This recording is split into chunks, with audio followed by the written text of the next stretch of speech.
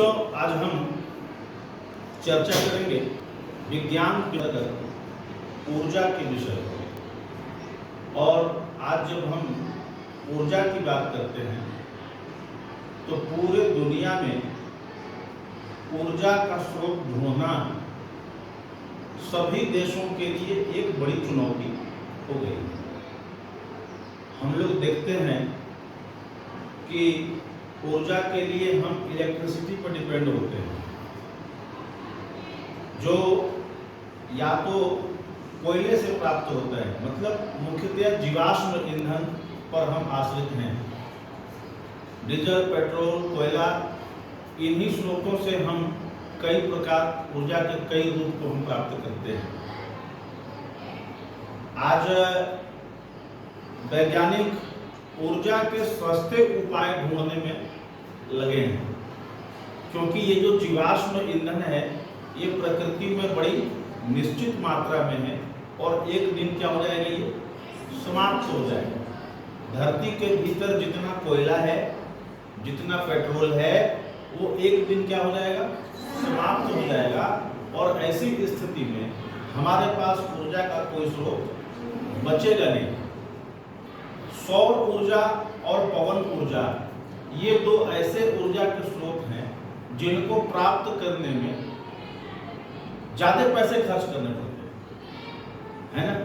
तो जब हम सस्ता ऊर्जा का उपाय ढूंढें कि हर किसी को ऊर्जा सुलभ हो और वो कम से कम खर्चा में हमको प्राप्त हो जाए, तो हमारा ध्यान बायोगैस की ओर जाता है। बायोगैस ऊर्जा का एक बहुत सस्ता और सुलभ विकल्प है जो हर किसी को आसानी से मिल सकता है।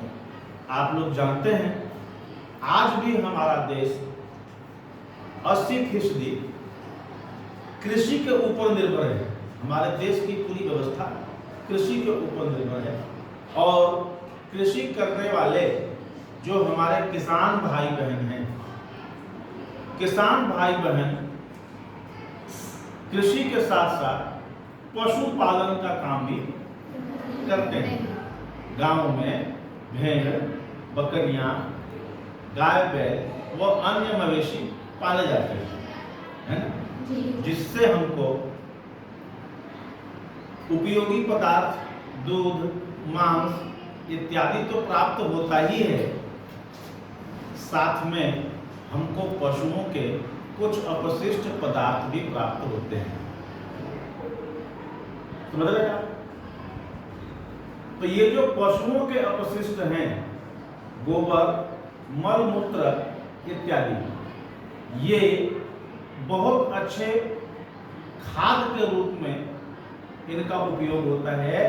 और खाद की विशेषता ये होती है कि जैविक खाद का उपयोग करने से मिट्टी के जो गुण हैं वह समाप्त नहीं होते, मिट्टी अच्छी बनी रहती है। बार बार फसल देने के बाद भी मिट्टी खराब नहीं होती है।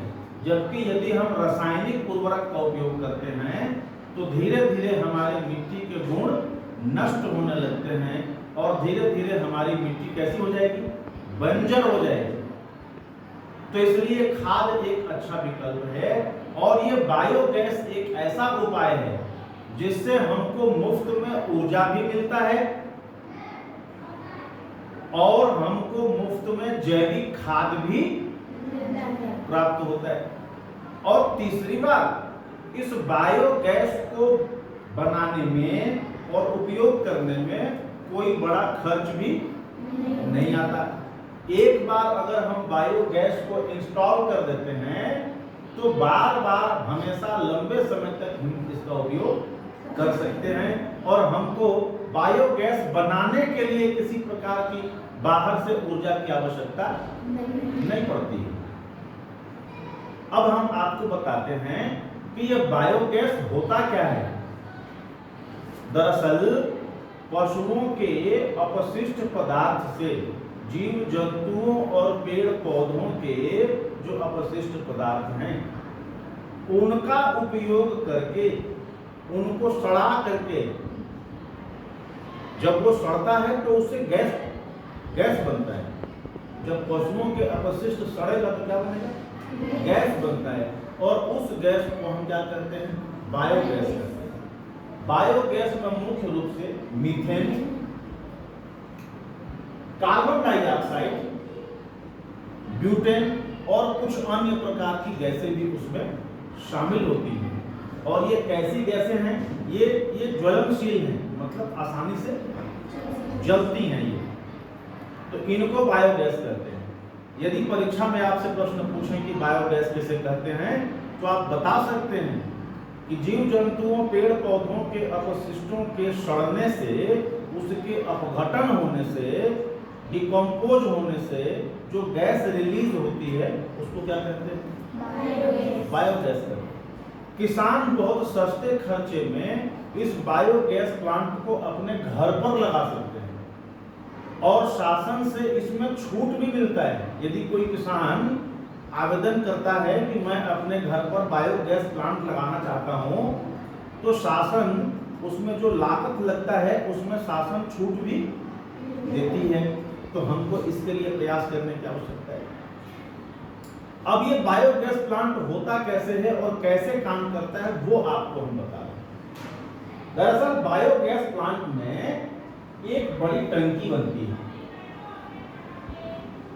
ठीक है, कंक्रीट की, सीमेंटेड कंक्रीट की एक टंकी बनती है और एक दूसरी मेटल की टंकी होती है, धातु की टंकी होती है, जो हमारा गैस को इकट्ठा करने का काम करता है। ये जो एक बड़ी टंकी बनी हुई है, इस टंकी के 2 दरवाजे होते हैं, ठीक।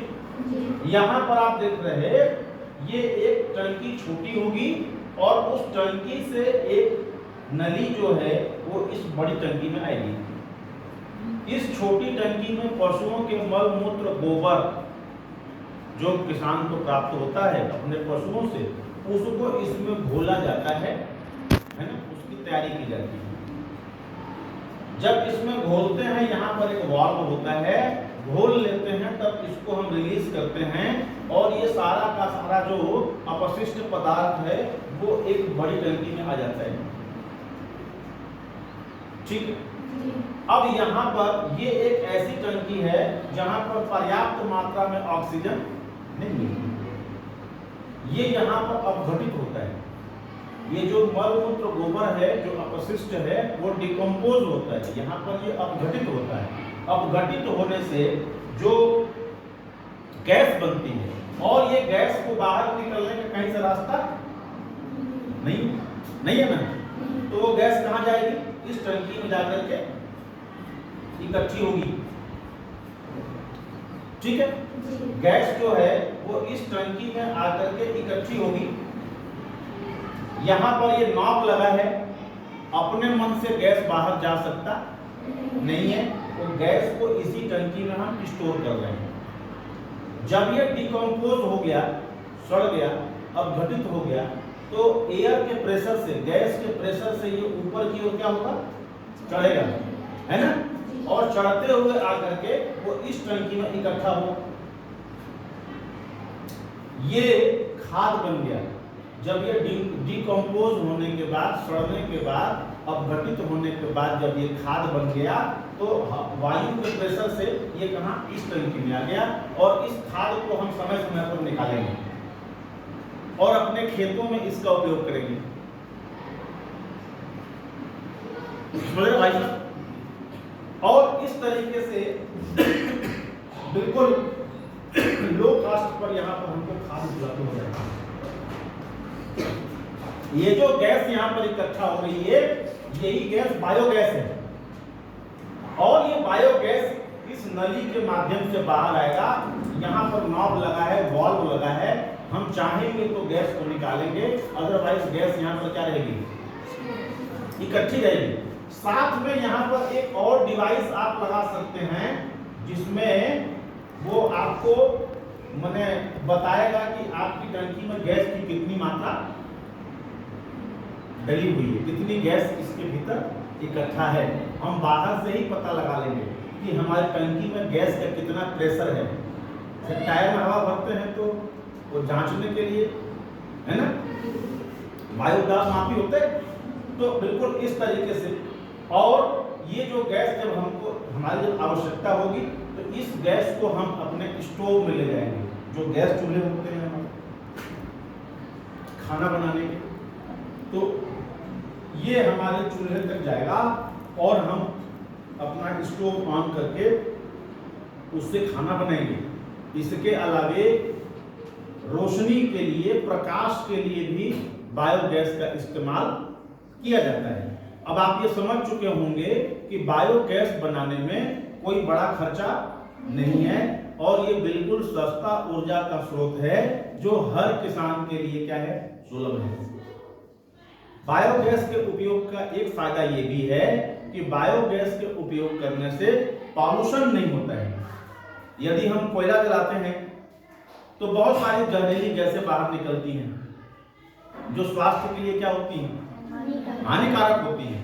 यदि आप लकड़ी से खाना बनाते हैं तो बहुत सारी गैसें निकलती हैं धुएं के साथ जो आपके फेफड़े में बीमारी पैदा कर सकती हैं। परंतु इस बायोगैस से अगर हम खाना बनाते हैं तो इसमें किसी प्रकार का कोई धुआं नहीं निकलता, तो ये स्वास्थ्य के लिए भी सुरक्षित है।